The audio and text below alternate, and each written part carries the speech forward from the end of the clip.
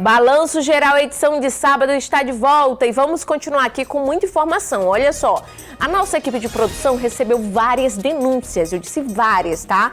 Sobre o risco de desabamento na rua Quintas dos Machados, região central de São Luís. De acordo com a população, minha gente, olha só, moradores contam que um empresário local, ele pagou para construir um muro de contenção para ajudar a controlar esse perigo, mas a Defesa Civil optou por demolir a estrutura, o que tem gerado lá, sabe o quê? Revolta para os moradores. Cansados de esperar do poder público, alguns moradores da rua Quinta do Machado, para onde nós estamos descendo agora essa escadaria, resolveram se unir e fazer algumas benfeitorias. Ali em cima, a popular Estrada da Vitória. Aqui, uma área onde já aconteceram diversos deslizamentos de terra, diversos desabamentos, até mesmo com moradia. Mas, temendo a força do período chuvoso, alguns moradores se reuniram em serviço de mutirão para fazer essa contenção. O empresário do local doou material, tijolo, ferro, a brita e o cimento, e eles estavam fazendo quando, de repente, houve uma denúncia, a Blitz Urbana veio. Blitz Urbana olhou, concordou com o que está fazendo. A Defesa Civil também veio, olhou e achou que o projeto é muito bom para conter a enxurrada que passa pelo local. Inclusive foi construída aqui, algo que não existia, uma escadaria para que alguns moradores possam até mesmo descer. Já deveria estar concretada e concluída, só que teve que parar porque está faltando um detalhe. Esse detalhe chama-se o órgão CEMOSP. Já foi dado entrada no papel, mas até agora estão aguardando há semanas uma fiscalização que não vem sequer olhar. E não aguentando mais serem obrigados a ficarem com uma obra que é de suma importância para conter essa imensa barreira, aqui onde nós estamos, na rua Quinta do Machado, bairro Jordoa, Quinta do Machado, convidaram a nossa equipe de reportagem para fazer um apelo. Está aqui seu Decivaldo, seu Lucas e seu Eduardo aqui no meio, que sabem muito bem a necessidade de conter essa barreira. Antigamente era só pequenininha e a barreira vinha, inclusive desabou até a casa do lado.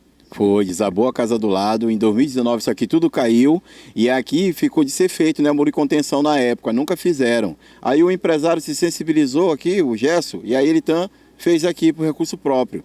Aí veio a denúncia, né? A denúncia assim, de nego pensava que ele ia fazer casa em cima. Ele não vai fazer casa, já foi confirmado.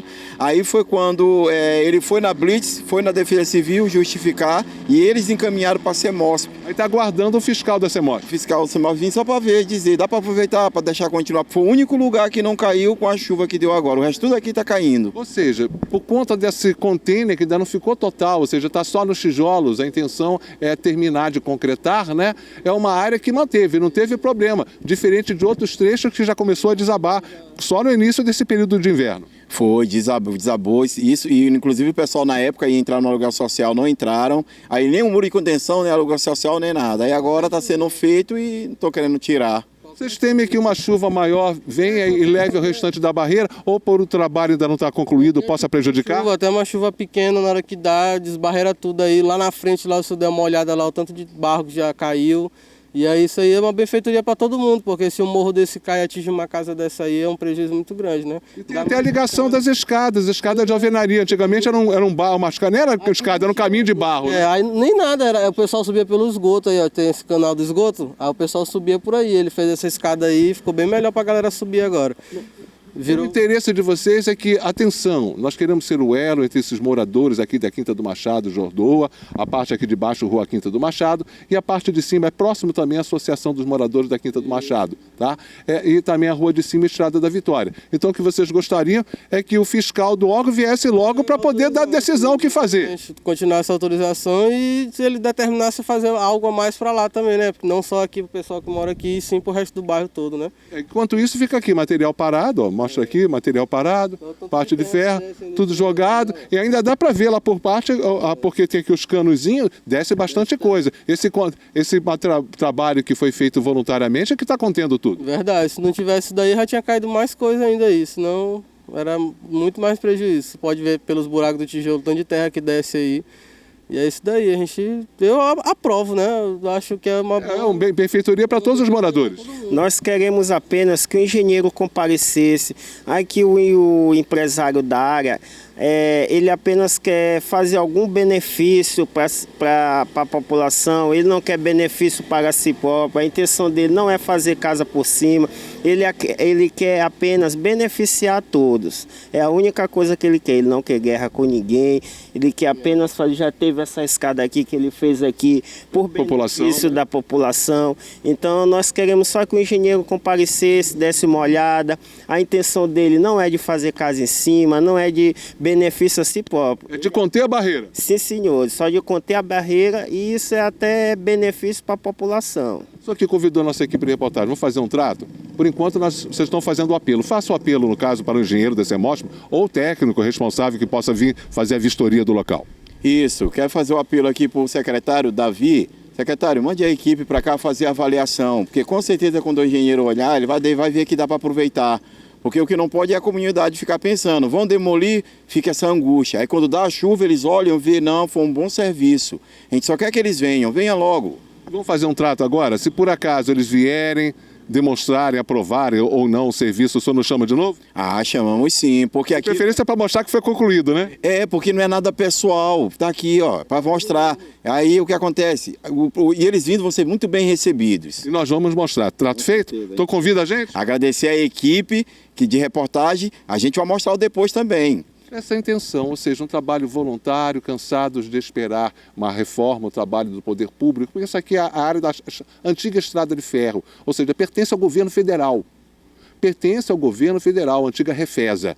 Então fica difícil, às vezes, o poder municipal, o poder estadual fazer alguma coisa. Cansados de esperar que alguém faça algo, a comunidade se reuniu, o empresário doou o material e está aí. Algo que é de suma importância para toda a comunidade, principalmente aqueles que moram aqui no entorno da rua Quinta do Machado, Jordoa, em nossa capital, São Luís do Maranhão. Trato feito. Se liberar, se fizer, vira o fiscal, nós viremos e mostraremos essa benfeitoria para toda a população aqui da área da Quinta do Machado. Com imagem Jackson Rosa, Sérgio Fernandes, no Balanço Geral. Em nota, a Secretaria Municipal de Segurança com Cidadania, SEMUSC, informou que a Defesa Civil de São Luís esteve no local em várias ocasiões e enviou um pedido de vistoria à blitz urbana, uma vez que a obra estava sendo construída sem qualquer critério técnico e de forma inadequada, colocando em risco a vida de pessoas que residem nas imediações. E olha, a Assembleia Legislativa do Maranhão lançou o aplicativo Alema Play, o app em que a população poderá acessar os conteúdos produzidos pelos deputados. O intuito é informar os cidadãos sobre as atividades parlamentares. O lançamento faz parte da programação comemorativa dos 190 anos da Casa Legislativa. O aplicativo é intuitivo e de fácil acesso. Com o Alema Play, nova plataforma da Assembleia Legislativa, o povo maranhense poderá ter acesso gratuito a programações culturais maranhenses e sessões da Casa Parlamentar. Esse investimento gera à casa características modernas e acessíveis. Utilizando a tecnologia para levar a Assembleia Legislativa ainda mais perto de cada maranhense. Com muita alegria, lançamos oficialmente o Alema Play. A Assembleia Legislativa do Maranhão sempre foi inovadora, tanto que somos uma das poucas assembleias do país a ter um complexo de comunicação tão moderno, porque entendemos a importância de nos conectar com as pessoas.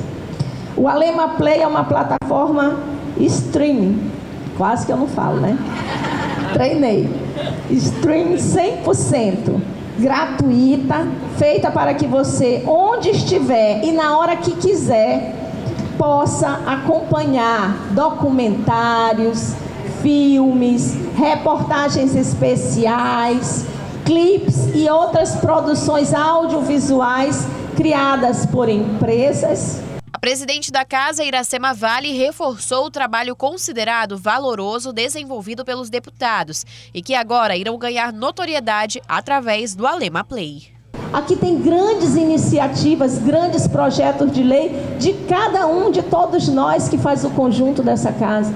E nós não conseguimos levar esse nosso trabalho, muitas vezes, para o conhecimento do povo do Maranhão, para o conhecimento daqueles mais humildes lá na base. Mas ele tem um celular. E agora, se ele quiser acompanhar o trabalho do deputado dele, é só baixar o Alema Play, que nós vamos estar na palma da mão do povo do Maranhão.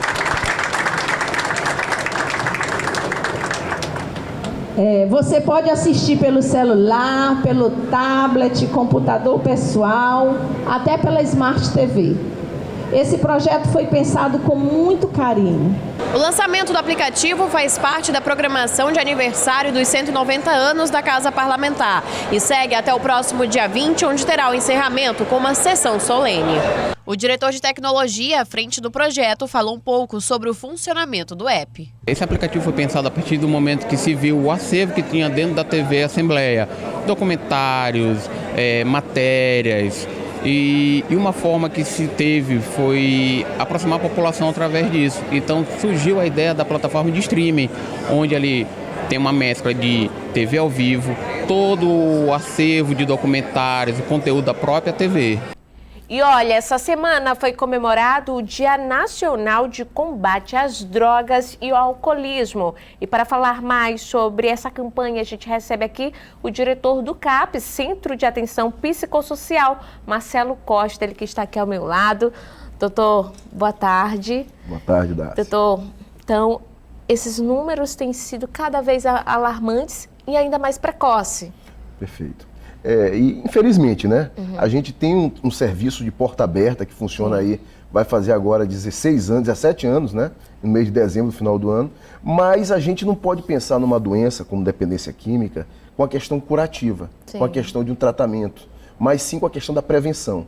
E a prevenção ela tem que se dar hoje, cada vez mais cedo. Hoje observa bem que o dado da Organização Mundial de Saúde ele é bem claro quando ele coloca que aumentou em 12,3% o consumo de drogas, tanto lícitas como ilícitas, em jovens entre 12 e 17 anos. Ou seja, essas pessoas estão cada vez mais cedo tendo contato com uma substância química, ou seja, com uma predisposição muito maior de chegar à fase adulta com a dependência instalada já no seu organismo. Tanto o álcool quanto as drogas é um problema de saúde pública. Inclusive de saúde pública, e também cai nessa mesma perspectiva que você acabou de falar. Acho que é até interessante a gente até esclarecer para a população. A população não quer caracterizar o álcool como uma droga. Sim. Observa bem, a gente fala de maneira até um erro de linguagem, tanto o álcool como e outra droga, né? Álcool e outras drogas, porque o álcool é uma droga como outra qualquer, só que ela é lícita. E por ser lícita, ela se torna até mais grave, por exemplo, que a cocaína. Porque o álcool, hoje você vai bem ali na esquina, tem alguém bebendo. Encontra ali. Encontra. Um batizado de uma criança, 10 horas da manhã tem um champanhe. Ou seja, o álcool, ele cada vez mais é social e cada vez mais também traz problemas, como violência familiar, violência doméstica, estupros, roubos. Associado também a batidas de carro, acidentes de carro, né? Então o álcool, ele sem sombra de dúvida, é a pior droga e a mais consumida no mundo. É algo que está ali em qualquer lugar, na esquina, no comércio. Porta de entrada para as outras, por exemplo, nesses meus 24 anos que eu sou especialista na área de saúde mental e trato dependência química, eu desconheço um usuário de crack que não começou bebendo. Ou um usuário de maconha que não começou fazendo uso do álcool, e geralmente esse uso se dá em casa.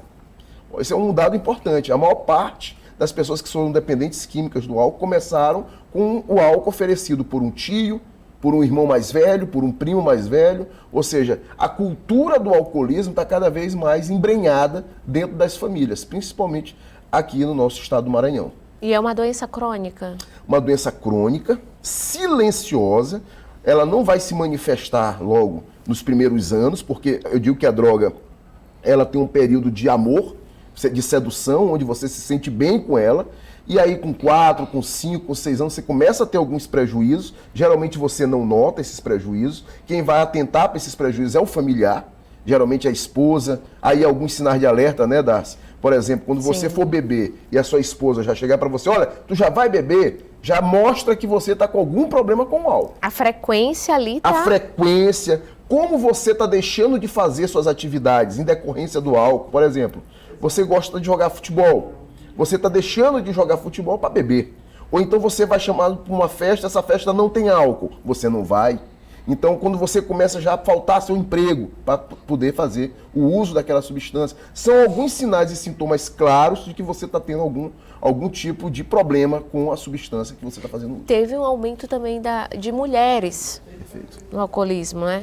Infelizmente, essa taxa mundial de 20% que aumentou de 2013 a 2023, que foi o último censo feito pela Organização Mundial de Saúde, foi puxado pelas mulheres.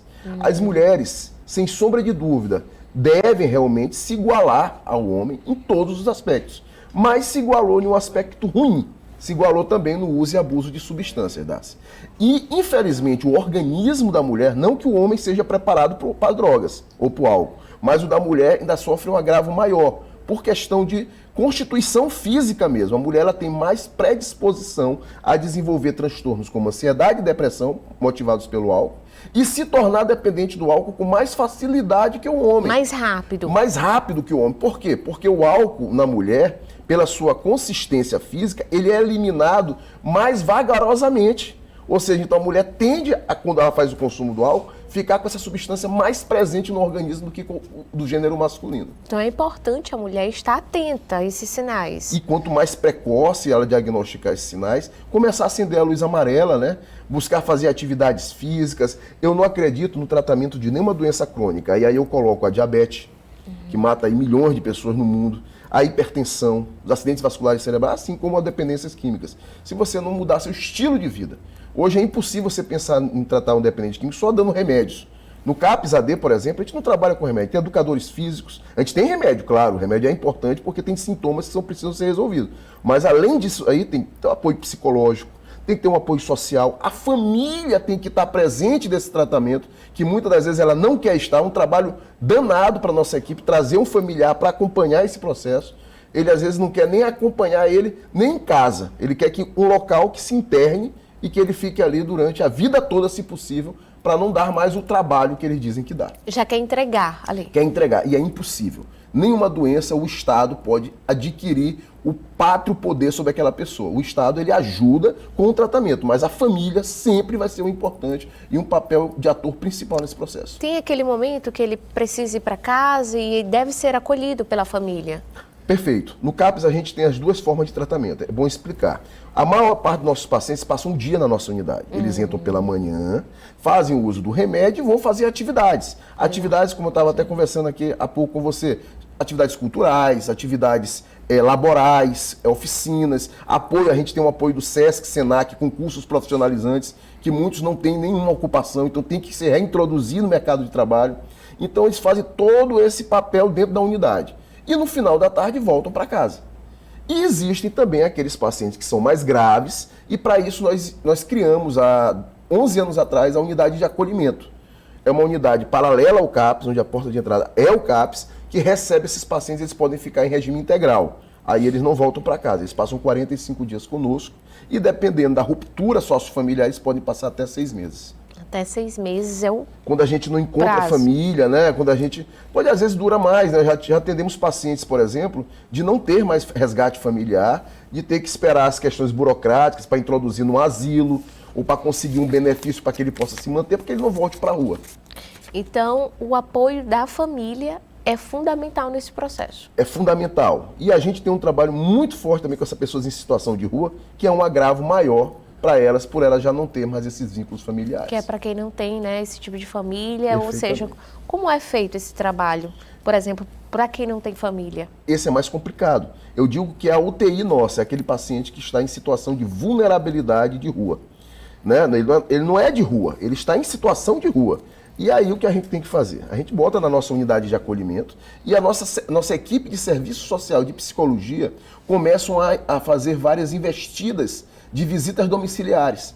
A gente busca o endereço dessa pessoa, começa a ir na família dessa pessoa, explicar como é que está sendo feito o tratamento e pedir ajuda. E o que a gente observa? Com essas investidas, muitos familiares começam novamente a participar do processo e a recuperação do paciente vai à frente. Mas quando a gente não tem essa contrapartida, aí os agravos são muito mais difíceis de ser resolvidos, né? E aí, uma questão também que a gente está falando, né, sobre esses comportamentos, sobre o apoio da família. Agora vamos lá para o paciente. Tanto o álcool quanto as drogas, o álcool e as drogas, né, e outras drogas, podem, por exemplo, trazer transtornos de ansiedade, estresse, depressão também? Sem sombra de dúvida. É muito difícil, inclusive, se pergunta muito para os alunos quando chegam lá no caso, doutor, mas ele é esquizofrênico.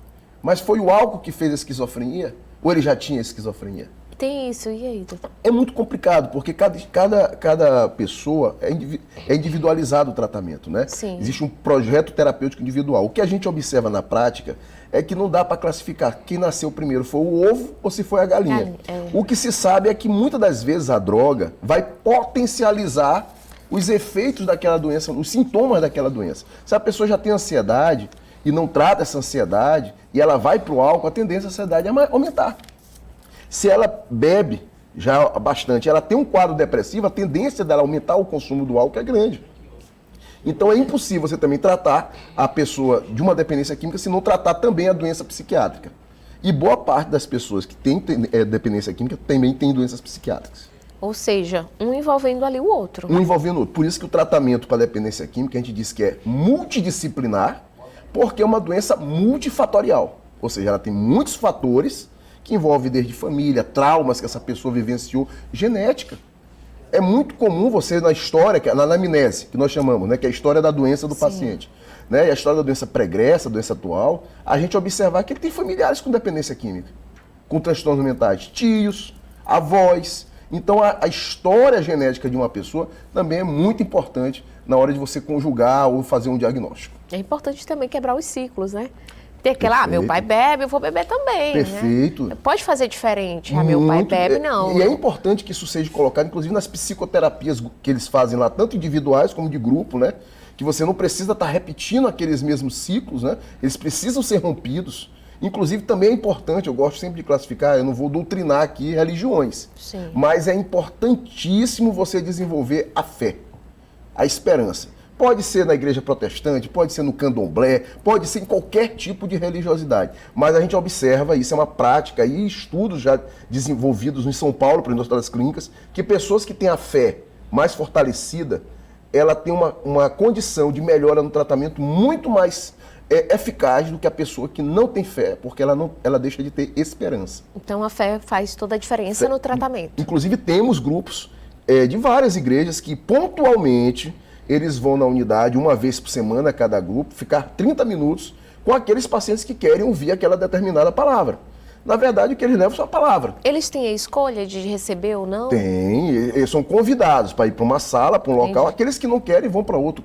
Ninguém é obrigado, não é doutrinação. Sim. Mas assim, muitos que participam de uma ou outra célula desses encontros, que a gente chama de trabalho espiritual, né, trabalho religioso, eles melhoram bem mais do que os outros no tratamento, tem menos recaídas, que a recaída, você já deve ter ouvido falar muito, né? Sim. Fulano tá tão bem, mas teve uma recaída. Né? Penso até que a recaída faz parte do tratamento. A recaída não faz parte do tratamento. A recaída é um problema no tratamento, mas se a recaída servir com aprendizado, ela pode ter ser até importante para que essa pessoa mais tarde tenha mais continuidade, mais manutenção nesse processo. E doutor, a gente está falando sobre a questão dos pacientes e agora, por exemplo, para quem está iniciando, que tem um início, né? Como o senhor falou, tem os sinais. A pessoa começa a perceber ali, está mais frequente, a família, vai beber de novo. Isso. E isso para a mulher também. Às vezes começar no final de semana, quando pensa que não, já está no meio da semana e de repente já está todo dia. Exato. E aí que deve ter esse alerta. Exatamente. Essa pausa e a pessoa procurar ajuda. Ajuda. Essa ajuda, inclusive, com esses sinais, você diagnosticou bem a situação, a pessoa vai ter um aumento nessa frequência do uso. Geralmente esse uso começa a ficar saliente. O que é isso? Ele começa a usar em horários inapropriados, por exemplo, antes de ir para o serviço. Ele quer descontar em álcool. Ele quer descontar, ele tem uma felicidade, é o álcool, ele tem uma tristeza, é o álcool, ele busca desculpas para fazer o consumo. Trabalhei muito, é o álcool. Exato, eu mereço, né? Perdi um emprego, eu tenho que beber. Eu ganhei um emprego, ganhei uma remuneração maior, ele depositou álcool. Problemas financeiros é outro problema que caracteriza um dependente químico. Por quê? Porque ele começa a ter um investimento maior naquela substância que traz para ele o prazer, né? Porque é importante dizer que a droga traz prazer. Traz prazer por quê? Porque ela mexe no circuito que a gente chama cerebral dopaminérgico, que é o de dopamina, de serotonina, que são neurotransmissores prazerosos. Então toda vez que a pessoa bebe, a pessoa usa um crack, usa uma cocaína, o cérebro se encharca dessas substâncias. O problema é que quando deixa de usar, essas mesmas substâncias que te deram prazer, elas vão cair a nível basal e a pessoa entrar em um quadro de depressão. Daí a necessidade de aumentar nas doses do consumo, né? E aí a dependência. É uma alegria momentânea, é só naquele momento. Perfeitamente, perfeitamente. E é importante dizer que esse tratamento da dependência química, seja do álcool ou outras drogas, ela se dá na rede pública gratuitamente. Os CAPs, por exemplo, o CAPs, que a gente administra aí já há 17 anos, ele é porta aberta. Você não precisa de um encaminhamento para chegar no CAPS. Você chegar lá, na rua Conde Deu, sem número, no bairro do Monte Castelo, você acompanhado de um familiar ou não, trazendo seus documentos pessoais, identidade, CPF, cartão do SUS, comprovante de residência, ou também não, porque se você não tiver, a gente vai entender que a gente vai ter que ir atrás disso, que a gente não pode botar como fator sine qua non para você não se tratar. E você já inicia naquele momento o tratamento, não existe agendamento. Eu vou ligar para Marcelo para conseguir uma agenda. Não, é porta aberta. E aí a equipe lá vai ter um psiquiatra para te atender, um médico clínico geral, um psicólogo, de imediato para te fazer um plano terapêutico para que você comece. Qual é a importância dos CAPs? É justamente isso, é dar mais acessibilidade às pessoas a cuidarem da saúde mental. E principalmente agora, né, doutor, que estamos no período de carnaval. Fica esse alerta aí para a galera que já está indo todo dia e na hora que voltar para a realidade. E saber que não se acaba tudo na quarta-feira de cinza, que tem a quinta, tem a sexta, tem o sábado, tem um ano inteiro. E algumas dicas, vamos dar umas dicas para quem... Vamos porque a gente dicas. sabe que a gente não vai trabalhar aqui só com a questão da abstinência. A gente sabe que pessoas vão beber. Sim. É um período que se consome álcool. Então vamos dar uma dica para quem vai beber. Primeiramente, não beba jamais de estômago vazio. Sempre que você for saber que vai fazer o consumo do álcool, se alimente antes. Se alimente durante. Não se alimente de coisas gordurosas, frutas, verduras, coisas leves, porque você já está sobrecarregando o seu organismo, principalmente o sistema hepático, o fígado, e o gástrico, que é o estômago. Sim. Porque o álcool ele é corrosivo, então ele causa inflamação nesses dois principais sistemas. Então, alimente-se antes, durante e depois também. Com comidas leves, que não se conflitem com o álcool que já está sendo ingerido. Beba pausadamente. Beba pausadamente. Não beba uma dose sobre a outra dose. Beba de maneira lenta, para que o álcool dê tempo no organismo dele ser metabolizado e eliminado. Porque senão você acumula muita quantidade dele no organismo e acaba tendo a embriaguez e os sintomas negativos da ressaca, por exemplo. Se hidrate. Tome água durante todo o processo de ingestão do álcool. E se expõe o menos de tempo possível ao álcool. Diminua. Se a festa começa só no horário, comece só no horário da festa. Não faça aquele esquenta, né? Que já vai logo da tarde. Vamos começar logo pela manhã, que já vai para o esquenta. Isso é prejudicial, porque você vai se expor mais ao consumo do álcool e aos efeitos negativos que ele vai proporcionar na pessoa. Importantíssimo, se beber, não dirija. Hipótese alguma, não existe nenhuma quantidade de álcool que seja seguro você na direção, porque o mais importante que é atingido é o sistema nervoso central. Então, o equilíbrio, os reflexos, eles ficam prejudicados com o consumo do álcool. Então, se beber, jamais dirija. E faça sexo sempre com camisinha, com preservativo, porque o álcool também não é à toa que no carnaval há muita proliferação de doenças sexualmente transmissíveis, que chama-se ISTs, infecções sexualmente transmissíveis, como também de filhos que nascem posterior 9 meses do carnaval. Porque as pessoas usam muito álcool nesse período e o álcool ele tira uma coisa que é a capacidade crítica. A pessoa ela perde a razão, então ela age muito por impulso. E vai ali e faz um sexo sem camisinha e depois se arrepende, é contaminado, inclusive às vezes por uma doença que não tem cura, como o HIV. E aí pode ser tarde demais. Pode ser tarde demais. HIV, outra coisa, a AIDS não tem cura. Muita gente hoje está se expondo novamente ao HIV, estamos até mudando um pouco do assunto, né? Mas está introduzido com o álcool, porque diz que já tem um remédio. Não existe remédio, existe o coquetel, que hoje é um comprimido só, mas que você toma pro resto da vida, para que você não tenha o vírus circulando no seu organismo. Então, o certo é usar o preservativo sempre que for fazer uma relação sexualmente transmissível. Doutor, muito obrigada pela sua entrevista. Tenho certeza que o pessoal de casa agora está ciente, vai beber aí com controle e, se puder, não vai nem beber. E se puder, não vai beber, brinque careta, né? Como diz, que não precisa ser careta. Acho que eu vou na aguinha, vou tomar água e vou curtir o bloquinho mais tarde, viu, não vai minha matar gente? ninguém. Obrigada, doutor. Mais detalhes, mais informações sobre o CAPS, tem um Instagram? Nós temos o telefone, o 98430-2299. E o ideal é que você busque a nossa unidade mesmo, porque às vezes querem informações. Como é que eu faço para internar? Não pense em internar, vá buscar a unidade, porque ali a gente conversa com o seu paciente e já, inclusive, motiva ele a iniciar um tratamento. Prestaram atenção nas dicas, né? Pois é, nada de álcool. E se for beber, com controle. O nosso balanço geral de sábado vai ficando por aqui. Beijo, beijo. Tchau, tchau.